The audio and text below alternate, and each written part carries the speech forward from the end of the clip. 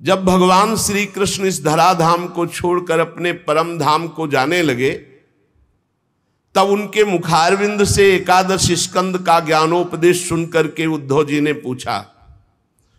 उद्धव जी ने कहा, गोविंद, अब तो मुझे दिखाई दे रहा है कि आप अपना कार्य पूर्ण करके परम धाम को पधारना चाहते हैं। मुझे मेरी चिंता नहीं है, मैं तो आपके जूठन के प्रभाव से, नाम जप के प्रभाव से, आपके उपदेश के प्रभाव से परम पद की चिंता नहीं करता। एक चिंता मेरे हृदय में है, घोर कलिकाल आपके जाते ही आ जाएगा, अपना प्रभाव दिखा देगा। इसमें दुष्टों की बाहुल्यता होगी, संतों का संसर्ग मिलना बड़ा कठिन हो जाएगा। यहां जो मिलेंगे भी तो छल कपट और उग्र प्रकृति के, इसलिए ये पृथ्वी बड़ी दूषित हो जाएगी। कमल नयन, आप जा रहे हैं, फिर यहां कल्याण कैसे होगा, सबका मंगल कैसे होगा? साधुओं पर आपका बहुत प्रेम है, इसलिए हमारी प्रार्थना है कि यहां से आप मत जाइए। भगवान आपका ही एक निराकार रूप है, आप ही चिदानंद रूप है, आपने हम भक्तों के लिए रूप धारण किया, इसलिए आप मत जाइए। आपके जाते ही कलयुग इतना तांडव फैला देगा, सब पापाचरण में रत होने लगेंगे। इसलिए प्रभु हम मेरी प्रार्थना पर विचार कीजिए। प्रभास क्षेत्र में उद्धव जी के वचन सुनकर भगवान ने उद्धव जी की बात पर विचार किया और भगवान अंतर्ध्यान हुए और श्रीमद् भागवत में विराजमान हो गए। भागवत में देखते देखते उद्धव जी के श्रीमद् भागवत के अक्षरों में प्रवेश कर गए और आवाज हुई कि आज से श्रीमद् भागवत को मेरा साक्षात वांग्मय स्वरूप समझो। मैं अपनी संपूर्ण ज्ञान वैराग भक्ति शक्तियों के साथ श्रीमद् भागवत के अक्षरों में विराजमान हूं। इसलिए ये श्रीमद् भागवत साक्षात कृष्णमयी है, कृष्ण मूर्ति है। जो भागवत का दर्शन करेगा, भागवत को सुनेगा, उसके समस्त पाप नष्ट हो जाएंगे और निश्चित वो भगवत प्राप्ति करेगा। कलयुग में तो अन्य साधनों को बहुत बुरी तरह मलिनता में भर दिया कलयुग ने। इस कलिकाल में कोई ऐसा धर्म नहीं बचा जिसे कलयुग ने ग्रस्त ना लिया हो, और कोई ऐसा मनुष्य नहीं बचा जो दुख, दरिद्रता, दुर्भाग्य, चिंता, शोक इनमें डूब न रहा हो। दुख, दरिद्रता, दुर्भाग्य, चिंता, शोक डूब न रहा हो। कोई ऐसा नहीं दिखाई दे रहा जो काम क्रोध पर विजय प्राप्त कर सके। तो इस भगवान की माया से पीछा छुड़ाना बड़ा कठिन है। इसीलिए भगवान अपनी संपूर्ण शक्ति के साथ श्रीमद् भागवत में विराजमान हो गए। जो भगवान की चर्चा सुनेगा निश्चित माया मुक्त हो जाएगा। सूत जी कहते, शौनक जी, जिस समय सनकादि मुनीश्वर इस प्रकार भगवत चर्चा की महिमा बखान रहे थे, उसी समय तरुणावस्था को प्राप्त ज्ञान और वैराग्य और भक्ति ही श्रुतौ तौ तरुणौ गृहीत्वा प्रेमैक रूपा सहसा विरासीत। श्री कृष्ण गोविंद हरे मुरारे नाथेति नामानि मुहुर्वदन्ति। सभा के बीच में ज्ञान, भक्ति, वैराग्य प्रकट हो गए और जोर जोर से गाने लगे। अपने लोग भी 2-4 बार गाते हैं। ओ श्री कृष्ण गोविंद हरे मुरारे, हे नाथ नारायण वासुदेव।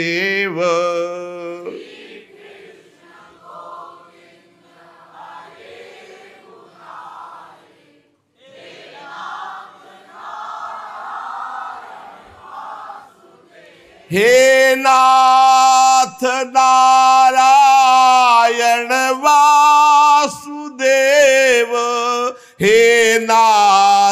नारायण वासुदेव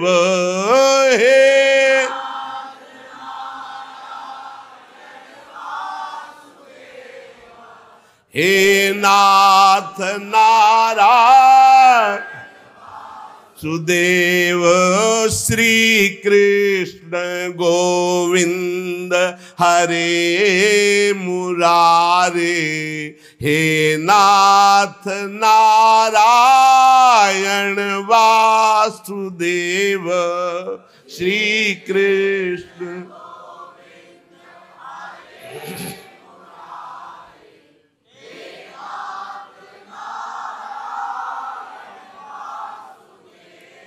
सभी सभासदों ने देखा परम सुंदरी दिव्य तेजोमयी प्रेम लक्षणा भक्ति भागवत के अर्थों का आभूषण पहने हुए। सब मुनिजन आश्चर्य हो, यह ऐसा तेजमय स्वरूप ज्ञान वैराग्य भक्ति का। तब सनकादि ने कहा आश्चर्य मत करो, ये भक्ति देवी अभी अभी श्रीमद् भागवत की महिमा से प्रकाशित होकर के तरुण अवस्था को प्राप्त ज्ञान वैराग्य के साथ प्रकट हुई है। अपने पुत्रों सहित विनम्र होकर के भक्ति जी ने सनत कुमार जी से कहा। भक्ति बोली मैं तो कलयुग में नष्ट प्राय हो गई, पर आपने भगवान की लीला कथा अमृत से मुझे पुष्ट कर दिया। अब आप आदेश कीजिए मैं कहां रहूं। ये सुनकर सनकादि ने कहा जो भगवान का नाम जप करते हैं, भगवान के आश्रित हैं, भगवान की लीला कथा सुनते हैं, तुम भगवान का दर्शन कराने वाली हो, भगवान का प्रेम प्रदान करने वाली हो, आवागमन को जड़ से नष्ट करने वाली हो, इसलिए तुम सदैव भगवान के प्रेमी भक्तों के हृदय में वास करो। जो नाम प्रेमी, रूप प्रेमी, लीला प्रेमी, धाम प्रेमी, सदैव तुम उनके हृदय में वास करो। ज्ञान वैराग्य और भक्ति, ये कलयुग भले किसी को दूषित कर दे, लेकिन जिसके हृदय में हे भक्ति महारानी तुम ज्ञान वैराग्य के साथ विराजमान रहोगी, ये दृष्टि भी नहीं डाल सकता उन पुरुषों पर, उन उपासकों पर दृष्टि भी नहीं डाल सकता जिसके हृदय में भक्ति महारानी ज्ञान वैराग्य के साथ विराजमान है। कहां विराजमान? जो नाम जापक है, लीला चरित्र गायन श्रवण करता है, भगवद आश्रित है, उसके हृदय में सनक सनंदन सनातन सनत कुमार जी ने कहा कि आप ज्ञान वैराग्य सहित भक्ति विराजमान हो। भक्ति ने जे ही आज्ञा पाई तो जितने कथा में विराजमान थे सबके हृदय में विराजमान हो गए। सकल भुवन मध्य निर्धनास्ते पिधन्या निवसति हृदये साम श्री हरेर भक्ति रेखा हरिरपि निज लोकम सर्वथा तो विहाय प्रविशति हृदय साम भक्ति सूत्रोपनद्धा। इस जगत में भले धनवान वो नहीं है, लेकिन उनके हृदय में भगवान की भक्ति विराजमान है। तो सकल भुवन मध्य निर्धनास्ते पिधन्या, धन नहीं है पर भक्ति विराजमान है, तो बोले तीनों लोकों में वो सबसे बड़ा धन्यवाद का पात्र बन गया, क्योंकि भक्ति की डोरी से खींचकर भगवान परम धाम छोड़कर उसके हृदय में प्रकाशित हो जाएंगे। भूलोक में भगवत प्राप्ति का साक्षात उपाय बिना परिश्रम के, बिना श्रम के परम पद पहुंच जाना, ये भगवत लीला चरित्र गायन श्रवण बैठा ले दिमाग में। खूब लीला चरित्र गायन श्रवण, निश्चित भगवत प्राप्ति।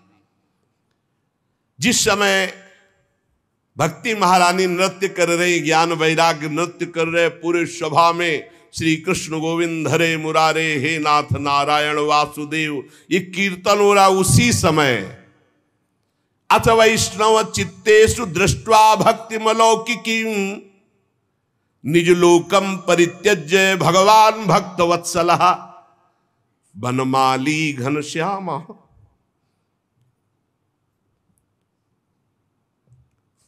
पीतवासा मनोहर कांची कलाप रुचिरो लसन मुकुट कुंडल त्रिभंग ललितश्चारु कौस्तुभेन विराजिता कोटि मनमथ लावण्यो हरिचंदन चर्चिता परमानंद चिन्मूर्ति मधुरो मुरलीधर आविवेश सुभक्तानां हृदयान्यमलानि च। उसी समय देखा कि सबके बीच में सी चरणों तक लटकती हुई बनमाला, सिर पर मोर मुकुट, कानों में कुंडल, ललित त्रिभंगी, अधरों पर वंशी, नेत्रों में करुणा, वक्षा स्थल में कौस्तुभ मणि, श्रीअंगों में हरिचंदन चर्चित। क्या सुंदर रूप, मानो करोड़ कामदेवों की रूप माधुरी को छीन लिया गया हो। परमानंद चिन्मूर्ति, मधुराति मधुर मुरलीधर भगवान श्री कृष्ण सबके बीच में प्रकट हो गए। सब सभा खड़ी हो गई, शनकादि भी खड़े हो गए। आसपास ज्ञान वैराग्य भक्ति नृत्य कर रहे, बीच में प्राणाधार प्रभु श्री कृष्ण ललित त्रिभंगी मुरली मनोहर मोर मुकुट धारण किए। अभी तक जो गुप्त रूप से दिव्य सिद्ध थे वो भी प्रकाशित हो गए। बड़े बड़े भगवान के निज पार्षद लीला परिकर उद्धव आदि प्रहलाद, ये जो बड़े बड़े महापुरुष थे ये सब प्रकट हो गए। अब तो अद्भुत नृत्य हुआ। ज्ञान भक्ति वैराग्य सनकादि प्रहलाद नारद आदि तो वहां विराजमान ही है, उद्धव आदि, ये सब गुप्त प्रकट सब महापुरुष भगवत पार्षद ज्ञान वैराग्य भक्ति भी नृत्य कर रहे हैं। सब नृत्य जय हो जय हो। बीच में नटनागर मुरली मनोहर ललित त्रिभंगी प्रभु, कैसा अद्भुत। तदा जय जया रावो रस पुष्टिर लौकिकी चूर्ण प्रसून वृष्टिश्च मुहुः शंखरवोप्यभूत। कोई शंख ध्वनि कर रहा है, कोई जय हो। ऐसे भगवान ललित त्रिभंगी सबको सुख देते हुए विराजमान। सब बड़े बड़े महात्मा आसपास जय जयकार, नमः नमः नमो नमः, शंख ध्वनि, पुष्प वर्षा, जय जय। कितना अद्भुत सुख। ऐसा रस प्रवाह बह चला कि कोई भी ऐसा नहीं था जो देह सुधि का विस्मरण करके भगवदानंद में ना डूबा हो। देह गेहात्म विस्मृति ही तत्सभा संस्थिताम नाच। देह गेहात्म विस्मृति, कोई ऐसा सभा में नहीं बचा जो देह भाव से ऊपर न उठ गया हो। सबको देह गे की विस्मृति, एकमात्र भगवदानंद। ऐसी तन्मयता देख करके नारद जी ने कहा, मुनीश्वर गण, आज मैंने भगवान की चर्चा की महिमा देख ली। भगवान ने स्वयं कहा, मद भक्ता यत्र गायंती तत्तिष्ठामि नारद। मेरे भक्त मेरे पावन चरित्रों का गायन करते हैं, वहां मैं विराजमान रहता हूं। प्रमाण दे दिया भगवान स्वयं प्रकट होकर। इसमें संदेह नहीं कि कलिकाल में चित्त की शुद्धि के लिए भगवान की लीला कथा से बढ़कर और कोई साधन नहीं है। मुनिवर, आप लोग बड़े कृपालु हो जो संसार के कल्याण के विचार करके बिल्कुल अद्भुत सरल मार्ग निकाला, जिससे सब लोग सुनकर भगवान को प्राप्त कर सकते हैं। सनकादि ने कहा कि जो लोग सदा पापरत रहते हैं, दुराचारी हैं, वेद के विरुद्ध मार्ग में चलते हैं, जो कामी हैं, क्रोध से जलते रहते हैं, कुटिल हैं, ऐसों को भी भगवत चर्चा भगवान की प्राप्ति करा देगी। जो सत्य कभी बोले ही नहीं, सत्य से चित हैं, सत्येन हीना पितृमात्र दूषकास तृष्णा कुलाश्चाश्रम धर्म वर्जिता ये दंभिका मत्सरणोपि हिंसका। जो माता पिता की निंदा करने वाले, माता पिता को कटुवचन बोलने वाले, माता पिता को दंड देने वाले, ये घोर नरकों को जाते हैं। लेकिन ऐसा भी पुरुष जो तृष्णा का मारा, आश्रम धर्म का त्यागी, दंभी, दूसरों की उन्नति देखकर कुढ़ने वाला, सदैव दूसरों को कटुवचन दुख देने वाला, ऐसे लोग सब नरक जाते हैं।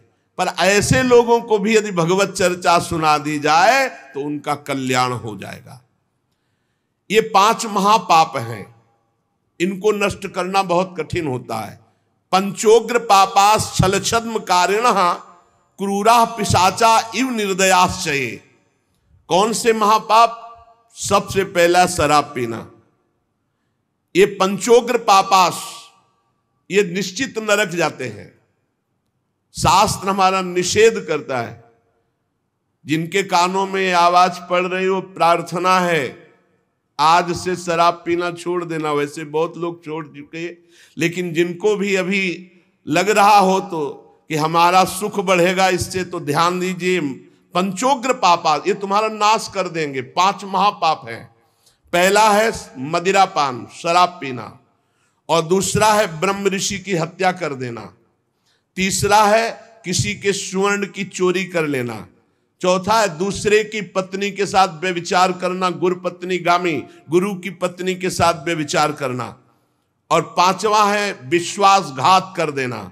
ये 5 महापाप हैं जिनको नरक में भोगने पर भी वो पूर्ण सफाई नहीं होती, फिर यहां दुर्गति योनियों को प्राप्त होते हैं जहां महान कष्ट मिलता है। ऐसे 5 महापाप करने वाले, मदिरापान, ब्रह्म ऋषि की हत्या करने वाला, स्वर्ण की चोरी करने वाला, गुरु पत्नीगामी, पराई स्त्री से व्यभिचार करने वाला और विश्वासघाती, ये 5 महापाप हैं जो नरक भोगना पड़ता है। छल छद्म परायण क्रूर पिशाचों के समान निर्दयी, जो ब्रह्म ऋषियों के धन को छीन करके पुष्ट होते हैं, ऐसे व्यभिचारी, ऐसे लोगों को भी यदि भगवान की चर्चा सुनने को मिल जाए तो पावन हो सकते हैं। इनको भी भगवान की लीला कथा अमृत सुनने को मिल जाए, किसी कारण से इनको जबरदस्ती, प्यार से, दुलार से, रिश्ते संबंध के बल से कैसे भी इन्हें सत्संग में ले आया जाए, इन्हें भगवत चर्चा सुनाई जाए, तो निश्चित इनकी बुद्धि परिवर्तित होगी, इनका कल्याण हो जाएगा। जो दुष्ट आग्रह पूर्वक मन वाणी शरीर से पाप करता है, दूसरे के भोजन से शरीर पुष्ट करता है, मलिन हृदय वाला, अगर ऐसों को भी भगवत चर्चा सुनाई जाए तो ये भी भगवत प्राप्ति के मार्ग में चल देंगे। नारद जी घोर पापी को भी भगवत प्राप्ति कराने में समर्थ है भगवत चर्चा। नारद जी ने कहा इसका कोई उदाहरण दिया जाए तो ज्यादा समझ में आ जाए, तो उनका हम तुम्हें एक प्राचीन इतिहास सुनाते हैं। पूर्व काल में तुंगभद्रा नदी के तट पर एक अनुपम नगर बसा हुआ था। उसमें सभी वर्णों के लोग अपने अपने धर्माचरण करते, सत्य में तत्पर रहते थे। उस नगर में समस्त वेदों का ज्ञाता, श्रौत स्मार्त कर्मों में निपुण एक ब्राह्मण रहते थे जिनका नाम था आत्मदेव। तेज तो ऐसा था मानो दूसरे सूर्य भगवान ही हो। ब्राह्मण तेजस्वी, वैदज्ञ, सत्कर्म अनुष्ठान करने वाला, और कभी उसके दरवाजे से कोई भिक्षुक वापस नहीं लौटा। इतना उदार हृदय वाला, देगा ही कुछ न कुछ। पर पूर्व प्रारब्ध के अनुसार उनकी जो पत्नी थी उनका नाम था धुंधुली। पति का नाम आत्मदेव और पत्नी का नाम धुंधुली था। सुंदरी थी, कुलीन थी, पर लड़ाकू स्वभाव था, अपनी बात पे अड़ जाना। अब वो बड़े ज्ञानी थे, वेदज्ञ, वेद के ज्ञाता, इसलिए वो शांत रहते थे, लड़ाई घर में नहीं होती। वो लड़ने वाली ही बात करती थी, पर वो शांत रहते थे। जब घर में नहीं होती तो पड़ोसी से जाके भिड़ना, जरा जरा से कारण में। क्रूर स्वभाव, बकवादी स्वभाव, गृह कार्य में निपुण लेकिन कंजूस और झगड़ालू, प्रारब्ध है। भोग विलास की कमी नहीं थी, खूब संपत्ति थी, घर बढ़िया सुंदर, परंतु सुख नहीं था। क्योंकि जब आत्मदेव घर में आते तो बस उपद्रव, लड़ाई झगड़ा, सब बड़ा नरक समझो। जिसकी घर में अशांति हो, झगड़ा होता हो, बड़ा नरक है। चैन से नमक रोटी खाए, प्यार से जीवे तो गृहस्थी धन्य। और खूब बढ़िया सब व्यवस्थाएं हैं, पर कलह, अशांति, मन नहीं मिल रहा एक दूसरे, ये बहुत धीरे धीरे अवस्था डल गई। कोई संतान ही नहीं हुई। बड़े बड़े पुण्य कर्म किए, खूब दान पुण्य किया, लेकिन संतान नहीं हुई। अब वो ब्राह्मण बड़े चिंतातुर हुए आत्मदेव की, जिसके संतान न हो तो फिर उसको पिंडदान कौन करेगा। गृहस्थी में विचार होता, कुल परंपरागत चलाने वाला तो कोई होना चाहिए। अब वो बड़े चिंतातुर हुए, हर उपाय करके हार गए थे। तो एक दिन उनके मन में आया कि एकांत जंगल में चलते हैं और अपने प्राणों को त्याग देते हैं, क्योंकि घर में जाओ तो कलह है, ना कोई संतान है। अब क्या, सब कुछ करके देख लिया, बुढ़ापा आ रहा है, पुत्र तो हुआ नहीं, तो कम से कम पुत्र होता तो कुल परंपरा चलाने, अब क्या। वो ऐसी भावना में थे कि जीवन व्यर्थ है, जंगल को चल दिए। उधर एक सरोवर में प्यास बुझाने के लिए एक महान संत आ रहे थे। जब कोई धर्मात्मा पुरुष दुखी होता है तो भगवान अव्यक्त रूप से संतों से मिला देते हैं। वो सन्यासी महात्मा थे। ब्राह्मण देखा कि वो जब जल पी चुके तो जाके साष्टांग दंडवत किया, शास्त्रों का ज्ञान था, हाथ जोड़कर खड़े हो गए। तो कथम रोदसी विप्रत्वम काते चिंता बलियसी वदत्वम सब्बत सत्वरम मह्यम स्वस्य दुखस्य कारणम। ये लंबी लंबी सांसें खींच रहे हो, उदास खड़े हो, दुखी दिखाई दे रहे हो। देखने से तो लगता है कि तुम ब्राह्मण हो, क्योंकि तेजस्वी हो। क्या चिंता है तुम्हारी जो तुम जल्दी जल्दी श्वासें खींच रहे हो लंबी, और दुख प्रकट कर रहे हो। ब्राह्मण ने कहा, महाराज आखिरी उपाय आप हैं। वैसे तो मैं बताऊं, अपने जीवन से निराश हो चुका हूं। आपको देखा तो आशा बन गई। पूर्व जन्म का कौन सा प्रारब्ध मुझे पता नहीं, पर संतान योग नहीं। अब मेरे पितर गरम गरम आंसू चिंता जनित छोड़ रहे हैं, क्योंकि पिंडदान करने वाला हमारे कुल में कोई नहीं रहा, संतानें नहीं उत्पन्न हुई। बहुत दुखी हो गया हूं। सही बताऊं, मैं आम प्राण त्यागने आया हूं जंगल में। मेरा मन मुझे धिक्कारता है कि तुम्हारा सब कुछ बेकार जब संतान नहीं। और यहां तक कि मैं जिस गाय को पालता हूं वो भी बछड़ा नहीं देती, वो भी बांझ हो जाती। यहां तक कि जो पेड़ लगाता हूं उसमें भी फूल फल नहीं आते। कितना मैं दुर्भागी हूं, बड़ा भागा हूं। अब मैं अपने प्राण त्यागने आया हूं। और फूट फूट कर रोने लगे। संत का हृदय बड़ा करुणा में होता है। संत चाहे तो नवीन प्रारब्ध तत्काल रच सकते हैं, क्योंकि भगवान के भजन में अपार सामर्थ्य है। उन्होंने अपनी दिव्य दृष्टि से देखा, कहा, आत्मदेव ब्राह्मण, पुत्र का मोह तो छोड़ दो, आप विवेक का आश्रय लो, भजन करो। मैं तुम्हारी रेखा को देख रहा हूं, एक जन्म नहीं 7 जन्म तक कोई संतान है ही नहीं। देखो, संतान के पीछे मत पड़ो। राजा सगर, महाराज अंग, बड़े बड़े संतान में बहुत दुख भोगे हैं। अब तुम भजन करो। जंगल में निकल आए, भजन करो, संतान की आशा छोड़ो। ब्राह्मण ने कहा कि मुझे उपदेश नहीं, ये उपदेश नहीं, सब पढ़ा हूं, मुझे पुत्र चाहिए, पुत्र देव, नहीं मैं आपके सामने अभी प्राण त्यागता हूं,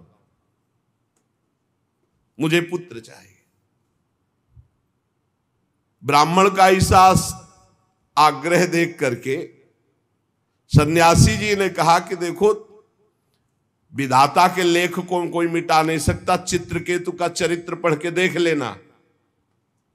दैव जिसके उद्योग को कुचल देता है वो सफल नहीं होता। तुम्हें पुत्र सुख नहीं है। उन्होंने कहा फिर हम कह रहे हैं बस अब पुत्र का आशीर्वाद दे ही दो, नहीं तो प्राण त्याग देंगे आपके सामने। सन्यासी जी ने देखा है तुम मानने ही वाले नहीं, तो उन्होंने योग बल से एक फल प्रकट किया, तपोबल से, और कहा लो योग तो नहीं तुम्हारे पुत्र का, पर मैं ये फल देता हूं, अपनी पत्नी को खिला देना, इससे बड़ा ज्ञानी महात्मा पुत्र पैदा होगा। तुम्हारी स्त्री 1 साल तक सत्य, शौच, दया, दान, ब्रह्मचर्य का पालन करे, एक टाइम अन्न खाए, तो और ये फल पाने के बाद 1 वर्ष के बाद ऐसा महापुरुष प्रकट होगा जो तुम्हारा कल्याण भी कर देगा, तुम्हारे पितरों का भी उद्धार कर देगा। वो योगीराज सन्यासी फल दिए। अब तो आत्मदेव बड़े प्रसन्न हुए क्योंकि कामना पूर्ण हो गई।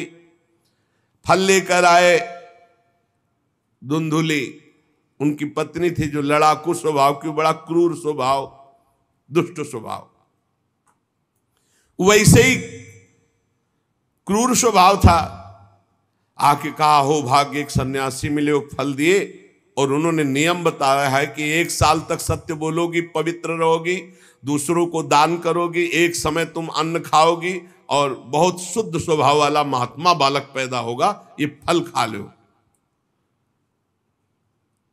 तो उन्होंने कहा कि फल तुरंत थोड़ी खाया जाता, नहा धो के बड़े पवित्रता से खाया जाता, लाओ और जाओ आप निश्चिंत रहो।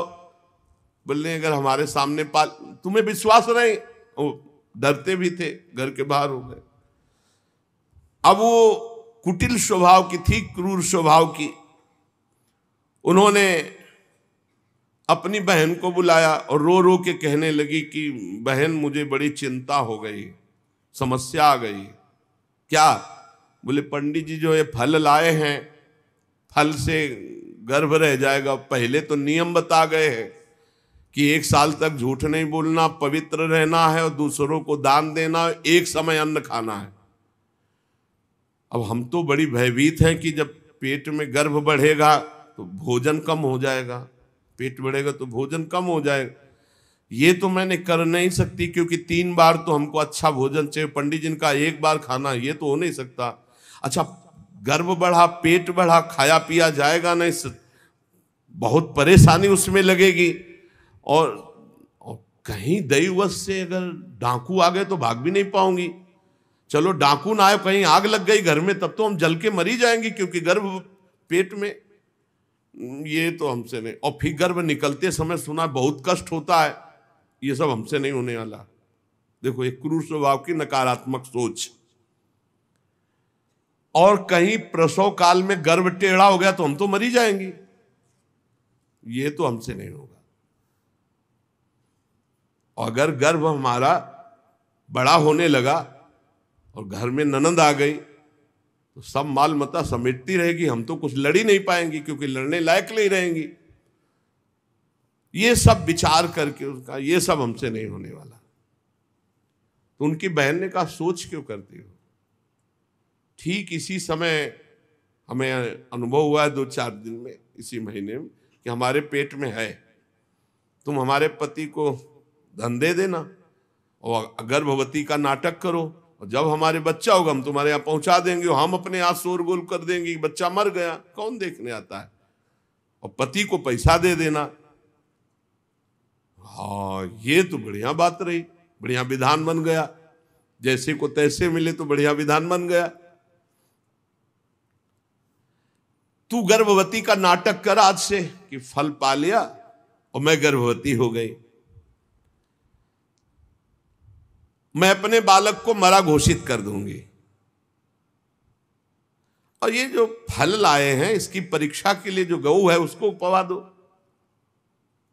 जैसा उनकी बहन ने कहा था वैसे धुंधुली ने सब कर दिया। देख लो, कहा था स्वामी जी ने तुम्हारे 7 जन्म बालक नहीं, तो देखो बुद्धि कैसी खराब हुई, गाय को पवा दिया।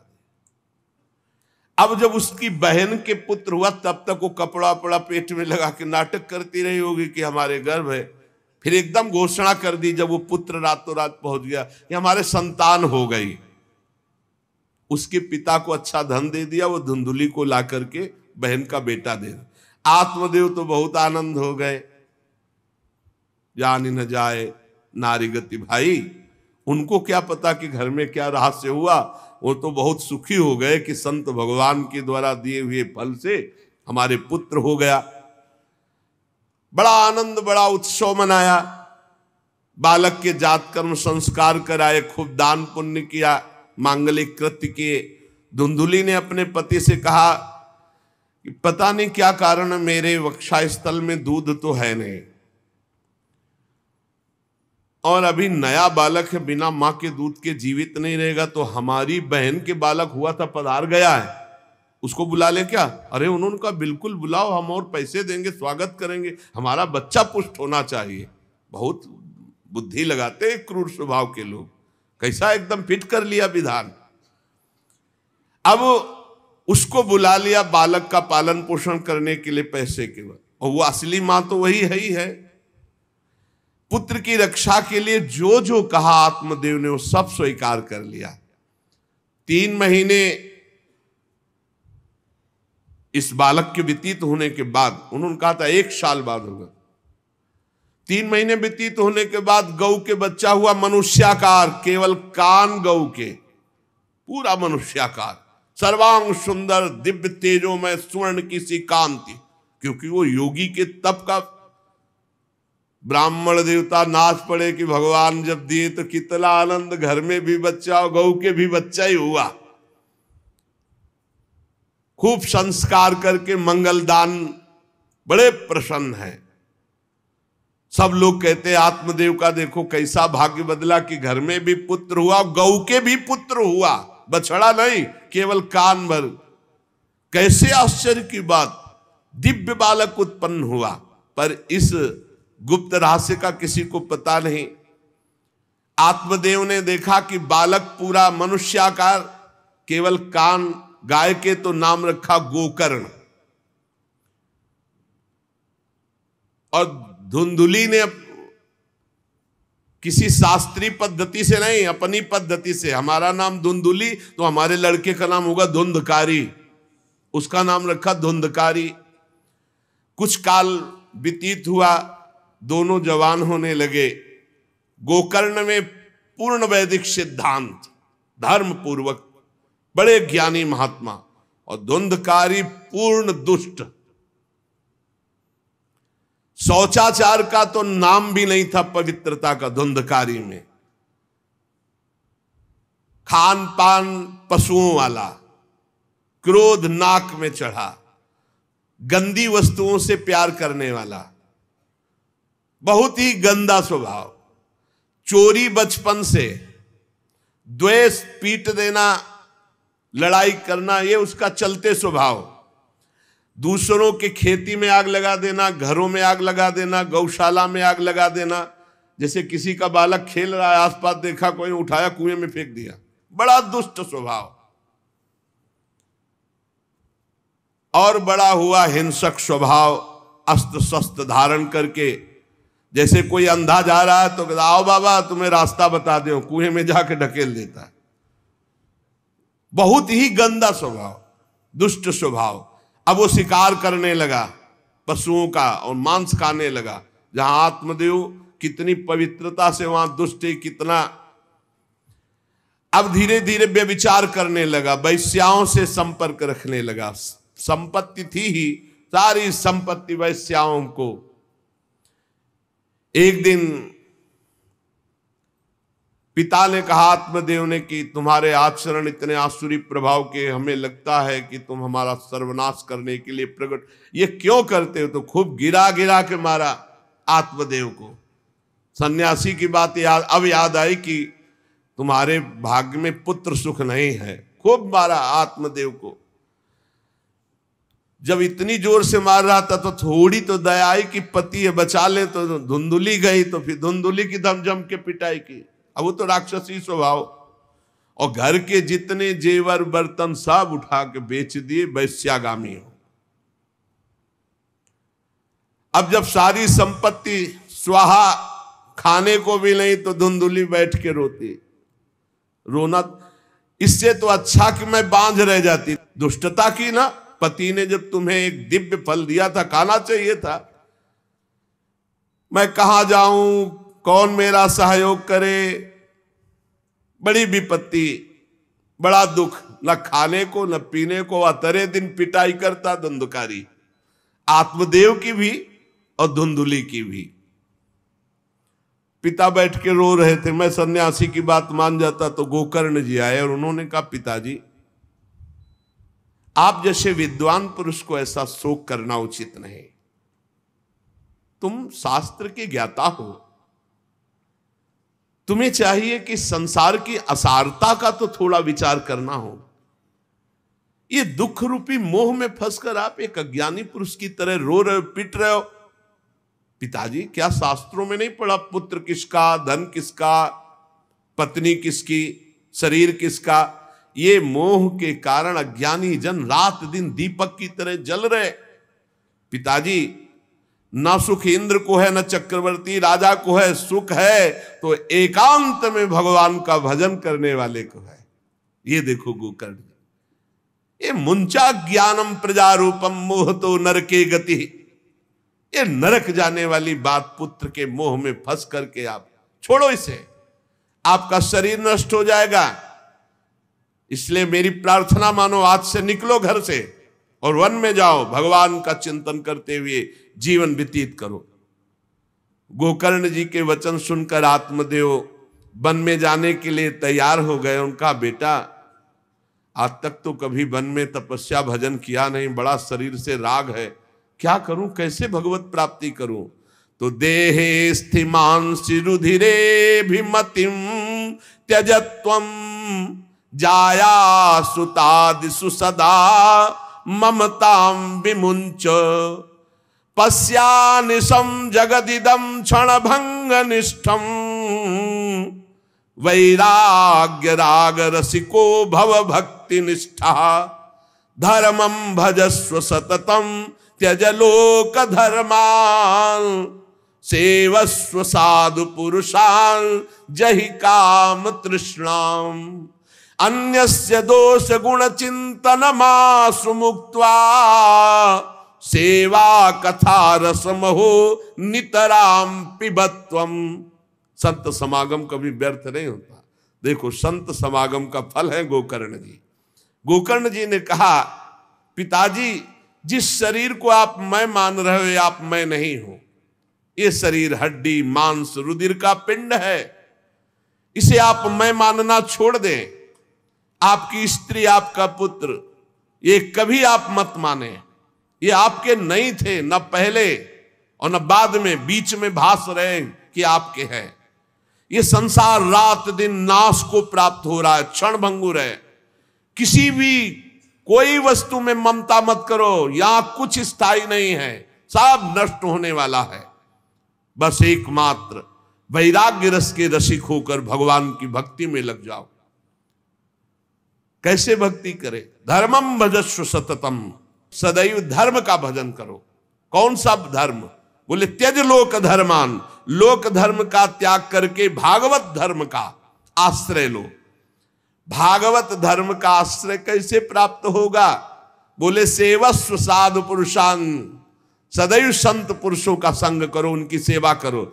उनके संग से, उनके वचनों से, उनकी कृपा से तुम्हारे हृदय में भागवत धर्म का परिचय जागृत हो जाएगा, तुम महाभागवत हो जाओगे। पर संतों का सेवन करने के लिए जो सबसे बड़ा दोष है, काम और तृष्णा, ये नई संतों के पास टिकने देती। इसलिए जही काम तृष्णाम, कामना और भोगे हुए भोगों को जो भोगने की इच्छा, तृष्णा, इनका त्याग करके संत संग करो। और जब संत संग होने लगे तो सावधान हो जाओ। अन्यस्य दोष गुण चिंतन मासु मुक्त्वा, दूसरे के गुण दोषों का चिंतन न करके श्री भगवान का चिंतन करे, भगवान की सेवा करे, भगवान की कथा लीला सुने, तो उसको नित्य भगवत धाम की प्राप्ति हो जाती। हे पिताजी, शरीर से मैंपन छोड़ दीजिए और शरीर संबंधियों से मेरापन छोड़ दीजिए और भागवत धर्म का आश्रय लेकर संत समागम कीजिए। सदैव संतों की सेवा, भगवत सेवा, नाम जप, लीला कथा, श्रवण, गायन, इसी से भगवत प्राप्ति हो जाएगी। बस उसी समय गोकर्ण को मन से प्रणाम करके कि भगवान गुरु रूप से इसी रूप में आकर मुझे उपदेश दे रहे हैं, उसी समय आत्मदेव जी ने तो घर छोड़ दिया और वन की यात्रा की। 60 वर्ष की आयु हो चुकी थी, पर ज्ञान था शास्त्रों का। बड़ी निष्ठा से अपनी बुद्धि को समेटा संसार से और रात दिन भगवान के चिंतन में लगा दिया। भगवान के चिंतन और भागवत के 10वें स्कंद का रोज पाठ, पूरा जो भागवत का 10वां स्कंद हो श्री कृष्ण लीला चरित्र से भरा हुआ है, पूरा पाठ और निरंतर नाम जप, इसके प्रभाव से श्री कृष्ण चंद्र की प्राप्ति हुई गोकर्ण जी के उपदेश से आत्मदेव की। अब जब पिता वन को चले गए तो और छूट, वैसे मानता तो था ही नहीं पर और छूट हो गई। अब धुंधकारी ने उठाई लाठी डंडा, जो धुंधुली की डट के पिटाई की और कहा बता धन कहाँ है। अब जितना धन था तो सब ले गए। फिर जलती हुई लकड़ी लुकाठी, उससे बता धन कहाँ है। किसी तरह वो छूट पाई तो भागते हुए जाकर कुएं में गिरकर अपने शरीर को नष्ट कर दिया कि रोज की पिटाई से अच्छा एक बार दुर्गति को प्राप्त हुई। धुंधुली दुर्गति को प्राप्त हुई, पति आत्मदेव श्री कृष्ण चंद्र को प्राप्त हुई। योगनिष्ठ गोकर्ण जी ने जब देखा कि धुंधकारी का आतंक बढ़ रहा है तो उन्होंने छोड़ दिया। जो ज्ञानी पुरुष होते प्रपंच नहीं स्वीकार करते, उनको कोई सुख दुख इससे नहीं, उदासीन भाव से तीर्थ यात्रा को निकल गए। धुंधकारी ने 5 वैश्याओं को अपने संग में रखा, सब नौजवान वैश्याएं। अब उनके लिए पशुओं का मांस चोरी करके उनकी मनोकामनाएं पूरी करना। बुद्धि भ्रष्ट थी, आचरण भ्रष्ट थे, क्रूर कर्मा। एक दिन उन वैश्याओं ने कहा कि हमको तो हार नहीं पहनाया आज तक, कामना होती है। अब 5 को हार लाने के लिए तो बहुत रुपया चाहिए। मौत की भी उसको कोई भय नहीं रह गई थी। वो जिसको देखता काट करके जो मिलता धन एकत्रित करके 5 के लिए सुंदर आभूषण हार। अब हिंसा में उतरा जो, तो उसके लिए क्या। स्त्रियों ने सोचा कि नित्य नवीन चोरी करता है, आज हमने हार के लिए कहा तो 5 के लिए व्यवस्था कर दिया। पकड़ा जाएगा, जब ये पकड़ा जाएगा तो राजा इसे फांसी देंगे तो हमको भी 5 को फांसी मिलेगी। मरना तो है ही है ना इसे। 5 ने विचार किया मरना तो है ही, राजा फांसी देगा तो हम ही फांसी दे देती तो कम से कम हम तो बच जाएंगी। बुरे कर्म का बुरा ही परिणाम होता है, कुछ भी कोई कर ले। धुंधुली कुएं में शरीर त्याग करके दुर्गति को प्राप्त हुई। ये जब जिन वैश्याओं के लिए प्राणों की बाजी लगा करके सब कुछ ला रहा, जानते उनका प्लान क्या बना कि ये चोरी करता है, पकड़ा जाएगा, फांसी की सजा होगी, मारा ही जाएगा। और जब ये पकड़ा जाएगा तो हम भी पकड़ी जाएंगी, तो फांसी की सजा इसको होगी तो वही हम दे देती हैं, तो हम तो बच जाएंगी और सारा धन लेके रात्रि में निकल लेंगी 5 ने गुप्त रूप से ऐसा संकल्प बना लिया। धुंधकारी सो रहा था, 5 गए। अब 5 हैं, हाथ पैर 4 ही तो है, पैर 2 और 2 हाथ, 4 उसमें लग गई और एक जो है रस्सी से पूरा चारपाई पे बांध दिया। और जब उसकी आंख खुली तो रस्सी गले में डाल करके फांसी लगा रही पड़े पड़े।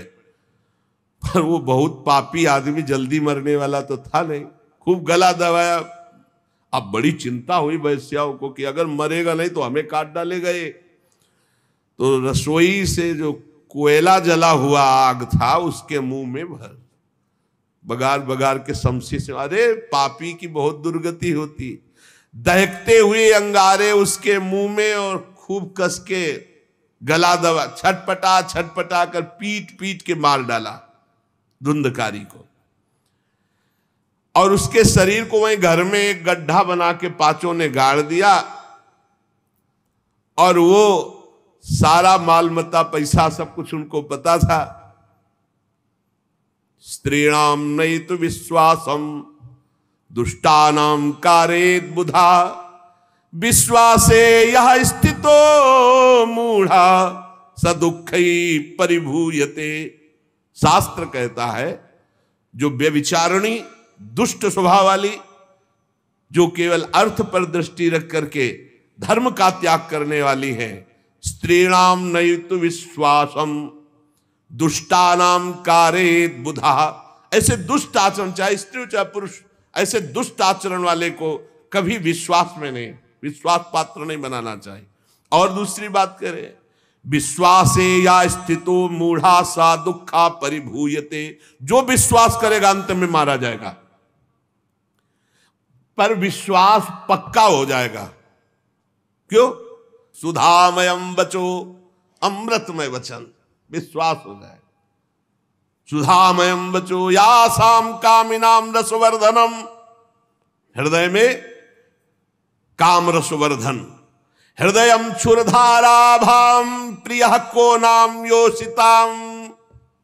बहुत सावधान, उन दुष्ट स्त्रियों ने बहुत तरह से मार मार करके धुंधकारी, मुंह में अंगारा, गले में रस्सी, मार डंडों से मार मार के मार डाला, बहुत बुरी तरह मारा धुंधकारी को। अब जब दिन में निकलना चाह तो लोग, आज धुंधकारी नहीं देखा, बोले प्रीतम किसी कार्य से बाहर गए हैं, और असर लगाकर पांचों माल मत्ता लेके भाग गए। बहुत सावधान। संहृत्य वित्तम तायाता कुलटा बहुभर्तिका धुंधकारी बभूवात महान प्रेतः कुकर्मतः।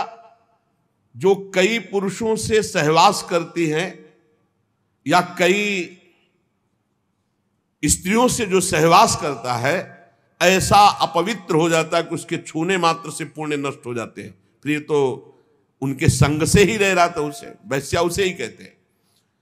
उन वैश्याओं के संग से सारे सुकृत नष्ट हो चुके थे, महान पाप का स्वरूप हो गया था, और वो सब भाग चुकी थी। तो धुंधकारी को भयंकर प्रेत योनि की प्राप्ति हुई, प्रेत योनि, भयंकर प्रेत योनि।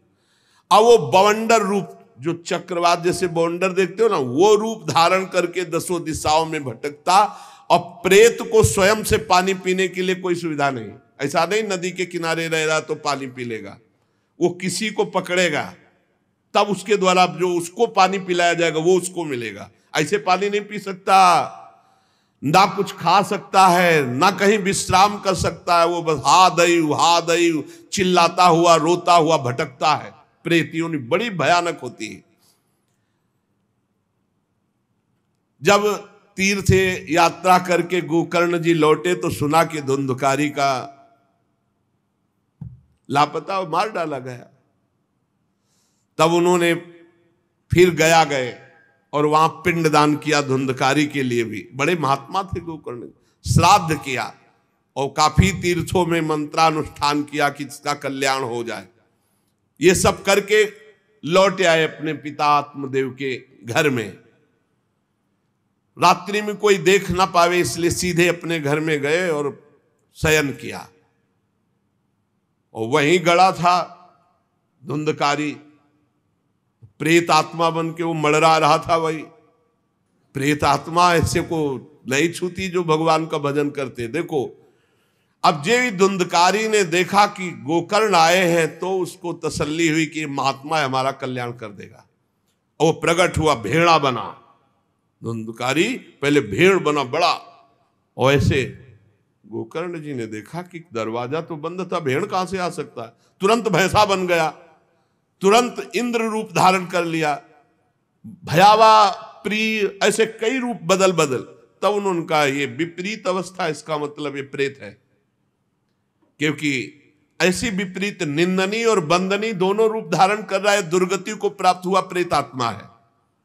वो डरने वाले तो थे नहीं, ज्ञानी महात्मा थे। गोकर्ण ने कहा, कस्तो मुग्र तरो रात्रौ कुतो यातो दशामिमाम किंवा प्रेता पिशाचो वा राक्षसो शीत संसना। कौन है तू? प्रेत है, पिशाच है, राक्षस है, क्या है? ये क्या नाटक कर रहा है? कभी भेड़ बनता, कभी भैंसा बनता, कभी इंद्र बनता, कभी ये रूप। कौन है तू? ये अधोगति को प्राप्त कैसे हुआ तू? गोकर्ण जी डरे नहीं। अगर सच्चा महात्मा न हो तब तो भयभीत हो जाए। गोकर्ण जी सच्चे महात्मा है। अब वो चिल्ला चिल्ला के केवल रो रहा, एक शब्द भी नहीं बोल पा रहा। तो गोकर्ण जी समझ गए अधिक पाप होने के कारण ये बोल नहीं सकता। तब अंजलि में जल लिया और कई मंत्रों का जाप किया और फिर उसके ऊपर फेंका। जे भी फेंका तब बोल पाया, भैया मैं आपका भाई धुंधकारी हूं, बचा लो, मेरी भारी दुर्गति हो गई। मैं तुम्हारा भाई हूं, मैं धुंधकारी हूं। अब मुझे बहुत कष्ट हो रहा, पश्चाताप हो रहा, मैंने सब कुछ नष्ट कर दिया, धर्म भ्रष्ट पापाचारी। अब मेरी बड़ी दुर्गति है। उन उल्टा वैश्याओं ने मुझे तड़पा तड़पा करके मारा है। मैं कुछ कर नहीं सकता इस समय। ऐसा थोड़ी कि प्रेत है जिसको चाहे पटक दे, ऐसा नहीं है। ऐसा विधान नहीं, पहले वैश्याओं को मारता जाके। मैं कुछ कर नहीं सकता। प्रेत योनि में पड़कर दुर्दशा भोग रहा हूं। अब दैववश केवल वायु से जीवित हूं, बहुत प्यासा हूं, भूखा हूं, पर नहीं खा सकता, नहीं पी सकता। आप दया समुद्र भैया मेरा उद्धार करो। गोकर्ण ने कहा कि तुम्हारा उद्धार तो हो जाना चाहिए। तुम्हारे लिए तो मैं गया में गया, वहां श्राद्ध दिया, तीर्थों में भी अनुष्ठान किया, फिर तुम्हारा प्रेतियों से उद्धार कैसे नहीं हुआ? तो उनका भैया एक दो बार गया श्राद्ध से, मेरा कुछ नहीं होने वाला, बहुत पापी हूं, बहुत बड़े बड़े पाप किए हैं। कोई दूसरा उपाय सोचो। छोटे मोटे पिंडदान से, दान पुण्य से मेरा उद्धार होने वाला नहीं, बहुत स्टॉक है हमारे पाप का। तुमको हम बताएं, सैकड़ों बार गया श्राद्ध करो तो भी मेरा कल्याण नहीं हो सकता, ऐसा मैं पापी हूं। कोई दूसरा उपाय सोचो। गोकर्ण जी ने कहा, सैकड़ों गया श्राद्ध से तुम्हारी मुक्ति नहीं हो सकती, तो तुम्हारी मुक्ति असंभव है। कहा भैया मैं तुम्हारे चरणों में पड़ा हूं, मुझे मेरा उद्धार करो। तो कहा ठीक है, तुम अभी इस घर से निकलो, कहीं और रहो, हम जब तुम्हें बुलाएं तब आ जाना। जाओ, हटाओ, हमारे इस घर से हटो। हटा दिया उनको। गोकर्ण जी की आज्ञा पाकर धुंधकारी बाहर भटक रहा है। रात भर विचार किया कि इसका कल्याण कैसे होगा, जब सैकड़ों गया श्राद्ध से कह रहा उद्धार नहीं होगा। अब जब प्रातः काल हुआ, दरवाजा खुला तो बहुत से विज्ञजन आकर के गोकर्ण जी से मिले। गोकर्ण ने सबसे सलाह की कि क्या हो सकता है, ऐसे ऐसे स्त्रियों ने उनको मारा और वो प्रेत योनि को प्राप्त हुए। जो लोग विद्वान थे, योगनिष्ठ थे, वेदज्ञ थे, उन्होंने कई शास्त्र पाठ आदि की बातें बताई सबने, पर सही उत्तर नहीं मिला। गोकर्ण जी महान तपस्वी थे। गोकर्ण जी ने प्रातःकाल स्नान करके अर्घ दे रहे थे, बोले औरों से क्या पूछना, सीधे सूर्य भगवान से पूछे। मंत्र का उच्चारण करते हुए सूर्य भगवान को स्थगित कर दिया, रोक दिया। बहुत बड़ी मंत्रों में तथा सर्वै सूर्य वाक्यम तन्मुक्तो स्थापितम परम गोकर्णा स्तंभनम चक्रे सूर्य वेगस्य वै, तथा सूर्य की गति को रोक दिया। और तुभ्यम नमो जगत साक्षिन ब्रूहि में मुक्ति हेतुकम। अब हम किससे पूछे, आप ही बताओ। हे जगत साक्षी भगवान सूर्य, धुंधकारी का उद्धार कैसे हो सकता है? आप कृपा करके बताइए कि धुंधकारी की मुक्ति कैसे हो सकती। गोकर्ण की प्रार्थना सुनकर भगवान सूर्यदेव ने कहा, श्रीमद् भागवत महापुराण नियम पूर्वक सुनाओ, निश्चित उसकी मुक्ति हो जाएगी। सप्ताह पारायण 7 दिन में पूरी भागवत श्लोक सहित। सूर्य भगवान की आज्ञा सबने सुनी, गोकर्ण जी ने भी सुनी। बहुत सरल उपाय। गोकर्ण जी ने निश्चय किया, मैं स्वयं सुनाऊंगा और उसका उद्धार करूंगा। अब तो कथा का समय निश्चित किया। बहुत से लोग कथा सुनने के लिए वहां पहुंचे। जब सुना कि भगवान की कथा सब पापों का नाश कर देती है, तो बहुत से लोग, पापी पुण्यात्मा जो भी, सबको बैठने की उचित व्यवस्था की गई। एक 7 गांठ का बांस जो सीधा था, आवाहन किया धुंधकारी का और कहा इस पे बैठ जा, तू भी कथा सुन। तो सीधे 7 गांठ के बांस पर धुंधकारी जाकर के बैठ गया, छिद्र में वायु रूप होकर, क्योंकि बाहर कहीं स्थित नहीं रह सकता, चलायमान तो बैठना है। गोकर्ण जी ने एक वैष्णव को मुख्य श्रोता बनाया और प्रथम स्कंद से स्पष्ट स्वर में कथा सुनानी प्रारंभ की, श्लोक और अर्थ। सायंकाल को विश्राम दिया तो एक बड़ी विचित्र बात हुई। सभासदों के देखते देखते एक बांस में तड़ तड़ की आवाज हुई, एक गांठ फट गई। दूसरे दिन कथा हुई, दूसरी गांठ, तीसरे दिन तीसरी गांठ, 7 दिनों में 7 गांठें फाड़ करके धुंधकारी परम पवित्र दिव्य रूप भगवत पार्षद रूप धारण करके प्रकट हो गया।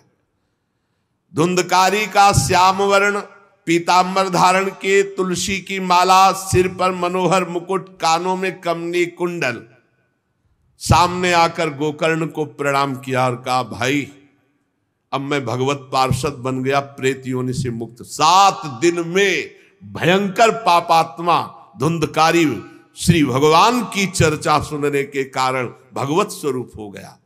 ओहो कितना प्रेत पीड़ा मैं सह रहा था, एकमात्र श्री कृष्णचंद्र जी की लीला कथा सुनने मात्र से मैं भगवत स्वरूप हो गया हूं। भैया मैं कैसे आपका उपकार करूं?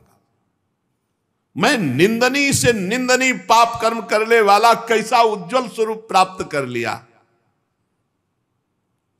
भला मोह पूर्वक लालन पालन करने वाले शरीर को जो हष्ट पुष्ट करते हैं, उन्होंने भगवान का नाम जप नहीं किया, चर्चा नहीं सुनी, तो जीवन किस काम का?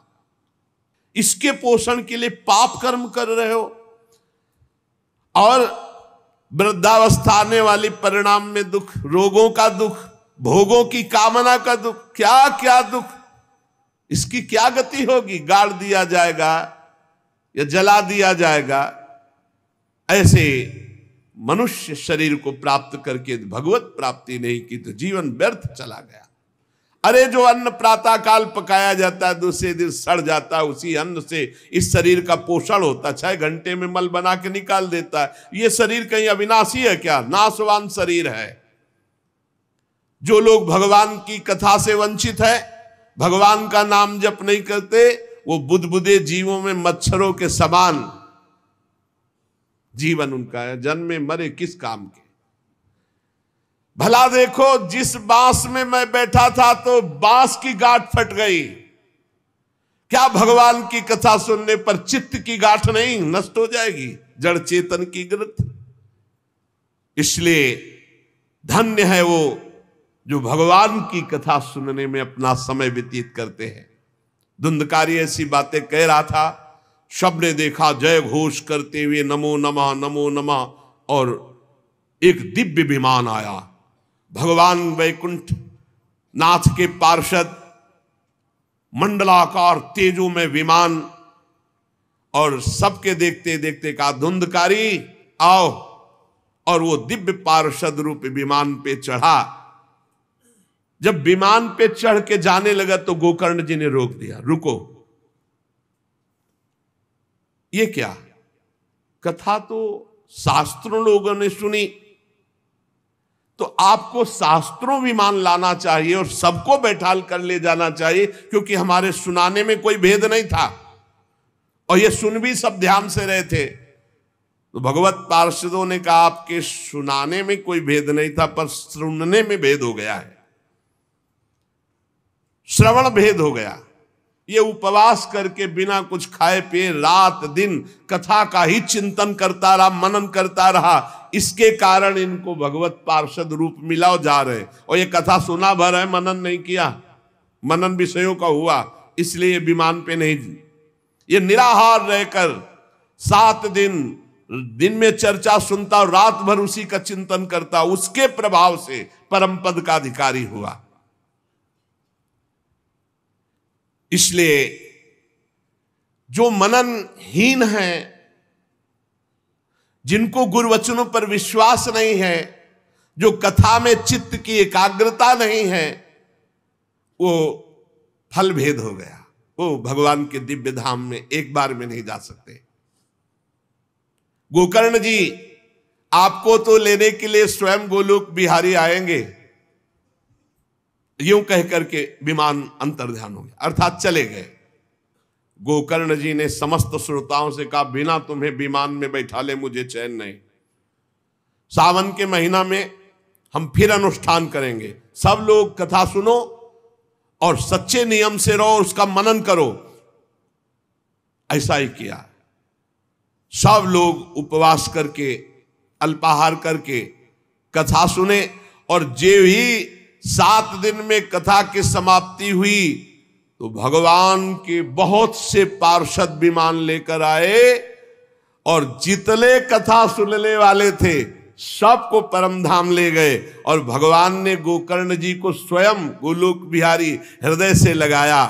जे भी हृदय से लगाया तो गोकर्ण भगवत स्वरूप हो गए। वही किरीट, श्यामवर, पीतांबर धारण किए हुए, कुंडल आदि से विभूषित। यहां तक कहते हैं कि उस कथा में सुनने में जो कुत्ते भी बैठे थे, वो भी गोकर्ण जी की दृष्टि पड़ने पर विमान पर बैठकर भगवत धाम को गए। भक्तवत्सल भगवान श्री कृष्ण इतने गोकर्ण जी पर प्रसन्न हुए कि तुमने सबको कथा सुनाकर मंगल अनुष्ठान। इसलिए गोकर्ण जी जिस जिसको चाहा, मालूम कथा सुनकर कुत्ता मनन तो नहीं कर सकता, लेकिन गोकर्ण जी ने मनन किया कि ये कुत्ता भी कथा में बैठा था, इसका भी भगवत उद्धार हो जाए। ये आप इसीलिए आसपास जो है जीव जंतु सब भगवत स्वरूप हो जाते हैं। बड़े बड़े सिद्धों को जो गति नहीं मिलती, भगवान की लीला कथा सुनने से, गोकर्ण जी के प्रभाव से धुंधकारी सहित समस्त श्रोताओं को भगवत धाम की प्राप्ति हुई। शेष चर्चा आगे। श्री राधा वल्लभ